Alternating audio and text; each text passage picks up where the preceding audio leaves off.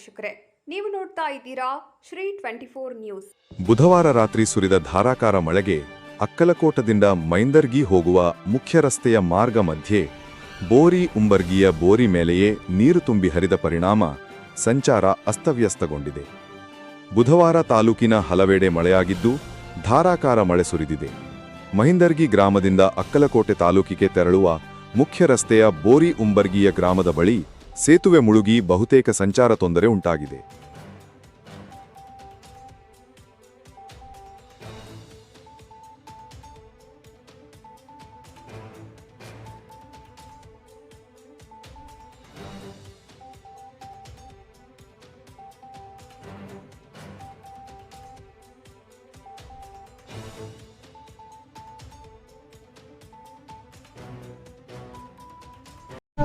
ವೀಕ್ಷಕರೇ, ಈ ವಿಡಿಯೋ ನಿಮಗೆ ಇಷ್ಟ ಆಗಿದ್ರೆ ಈ ಕೂಡಲೇ ಸಬ್ಸ್ಕ್ರೈಬ್, ಕಮೆಂಟ್, ಲೈಕ್ ಮಾಡಿ ಹೊಸ ವಿಡಿಯೋಗಳನ್ನು ಮಾಡಲು ಬೆಂಬಲವನ್ನು ನೀಡಿ.